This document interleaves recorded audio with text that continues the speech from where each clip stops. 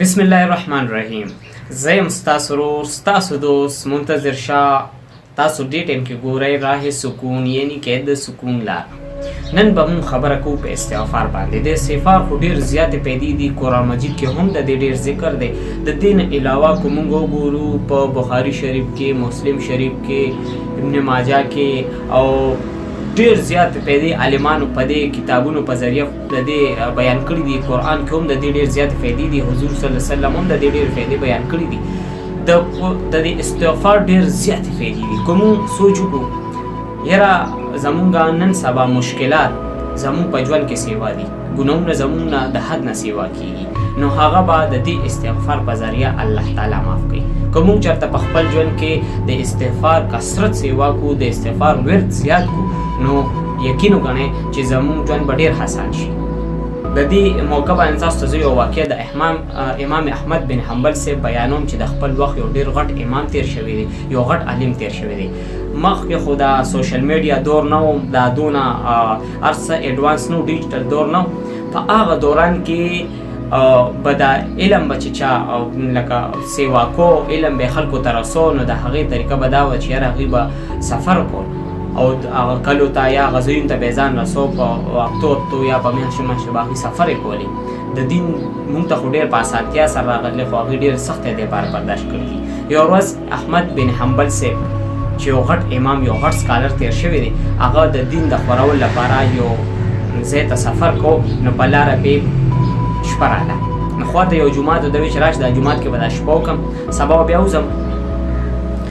جومات کې دا شپه کوله، نو یو خادم و پکې، خادم ورته دا وویل چې یاره ته دلته شپه نشې کولی، ځکه چې دا جومات دی، ته کوده کېږې بار وده شه. دې کې یو سړی راغی، سړی ورته څه مسله وته، دا خبره ده چې یاره زه جومات کې کوده کېږم. امام صاحب ورته وی او دی وایي چې بار وده شه. هغه ورته ته زما مېلمه راځه، نن به شپه ما سره تېره کړي. دې چې کله ده سره لاړو کور ته، نو دا سړی چې شپه شوه، نو دې سړي اوړه غېږل، او د اوړه غېږلو ټایم کې دی وایي استغفر الله استغفر الله، لکه ده د خولې باندې کثرت سره استغفر الله سټارټ و. د امام صاحب ورته خیال و، امام صاحب ته تپوس وکړو چېرې د دې استغفار ته څه فایده راغلې ده او که نه، لکه ما ته د دې فایدې بیان کړه. نو هغه ورته وویل چې د دې فایدې ډېر زیاتې دي، خو زما په ژوند کې زه ډېر زیات، زه غریب وم لومړنی، خو الله تعالی ماله ډېر زیات مال جایداد راکوچو څه هغه مانه سیوا دی. بله خبره ده چې زما په ژوند کې یو ارمان و، داسې به نه چې پوره شوی به نه. د دې استغفار په کثرت سره، د دې په ذکر سره، د دې په ویلو سره الله تعالی زما هر ارمان پوره کړی، هر مشکلات یې زما حل کړی دی. او بس د یو څو ورځې داسې مې په زړه کې یو ارمان دی، بس صرف هغه نه پوره شوی چې خدای خبر هغه ولې. نو امام صاحب ته تپوس کو چې څه لکه داسې ارمان، نو هغه وویل چې یاره خلک وایي چې یاره یو امام دی، احمد بن حنبل نوم دی، او یو ډېر غټ عالم دی، او یو ډېر الله والا سړی دی، او خلکو ته دین رسوي. نو زما په زړه ارمان دی چې زه هغه ووینم د یو څو ورځې داسې. نو امام صاحب ورته موسکی شو، ورته وویل چې هغه ځای د فرشتو په ذریعه الله تعالی زه ګوره، زه د جومات نه راویستم او ستا کور ته راوستم، یا زه د هغه سر نه راوستم او ستا کور ته ډایرکټ راوستم. ګوره دا الله تعالی معجزې دي، دا د استغفار د ویلو فیدې دي چې انسان ته الله تعالی رسوي. که مونږ چېرته په خپل ژوند کې استغفار کثرت سره ووایو، ډېر وایو، نو یقین وګڼئ زموږ به ډېر مشکلات حل شي. او دا نه یو بله واقع تاسو سره بیان کړم. یو کس هغه ډاکټر لاړو او ډاکټر ته یې وویل چې یاره زما چې کوم دی زه ډېر زیات خوب هم ډېر راځي، کار روزګار مې نشته، چې څه ته لاس اچوم هغه خرابېږي، او بله خبره چې روزګار مې سمې نه خوري، او ګناهونه هم رانه هم ډېر کېږي. بله خبر هر ټایم مې په سر بوج ومي، خلک د کور خلک هم راته سپک ګوري، بار خلک هم راته سپک ګوري. یاره ته زما د وجود روزانه تکن پکې، او بس ستړی یم او خپه یم، په سر مې بوج ومي.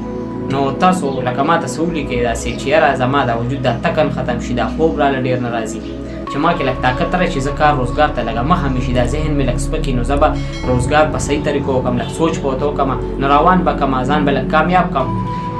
ډاکټر صاحب ورته وویل ورشه او ټیسټونه وکړه چې هغه ټیسټونه وکړه او ډاکټر صاحب ته مخامخ کېښود هغه وکته نو چې په کومې چټۍ باندې دوايانې ډاکټر لیکي نو هغه ډاکټر ولګېدو او هغه ته په هغه چټۍ باندې ولیکل چې سهار به 100 پیرې استغفار وي او چې ماښام اوده کېږي نو هم به 100 پیرې استغفار وي.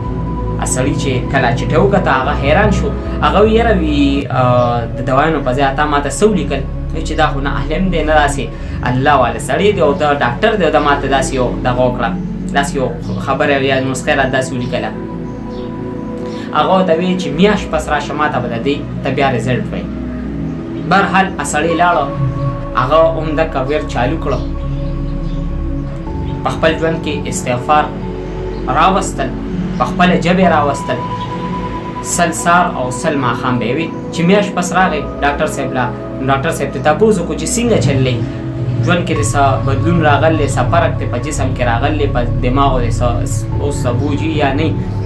هغو ته دا ووی چې یاره الحمدلله د دې استغفارو په ذریعه زما په ژوند کې ډېر زیات بدلون راغلی دی. دا نه بلکې زما شکر د کاروبار مې اوس شته پریشانی هم نشته د کور خلک هم راته اوس ډېر زیات خوشحالیږي او زما دماغ هم سپکي بله خبره چې هر ټایم خوشحاله دا د دې استغفارو معجزې دي دا د دې پیدې دي که چېرته مونږ په خپل ژوند کې دقه شانتې لکه سهار یا ماښام یا مازدیګر په کثرت سره دا مونږ وایو نو یقین وګڼئ چې زمونږ د ژوند به ډېر مشکلات حل شي. که د چا اولاد نه وي د دې په ذریعه الله تعالی انسان له اولاد ورکوي چې کم انسان کثرت سره استغفار وایي یا د چا کاروبار سیټ نه وي نو د په ژوند کې استغفار ډېر وایي یا یو انسان دغه ډېر زیات په سرې بوجي او یا بیماري یا تکاوت ورته ډېري یا هر ټایم بیماري پریشانۍ ورته ډېري نو هغه له پکار دي چې په خپل ژوند کې استغفار ډېر وایي ځکه چې انسان څه ګناهونه داسې چې هغه شوي په هغې په ذریعه په هغه باندې هغه منحوست پروت وي یا د الله تعالی هغه امتحانات وي یا د الله تعالی خفه وي نو هغه په ژوند کې د هغه ژوند سمې نه خوري هغه لارې سمې نه خوري نو د دې استغفارو په ذریعه الله تعالی د انسان ګناهونه معاف کړي او د هغه په ژوند کې خوشحالي راشي. که چېرته مونږ په خپل ژوند کې استغفار ډېر ووایو نو انشاءالله زمونږ ژوند به د خوشحالو نه ډک شي. انشاءالله بله ویډیو کې به انشاءالله په بل ټاپک باندې خبره کوو. په دعاګانو کې خپل ورور خپل دوست منتظر شاه یاد لرئ او الله خاد آباد او کامیاب لرا. ډیره مننه. السلام علیکم ورحمت الله وبرکاته.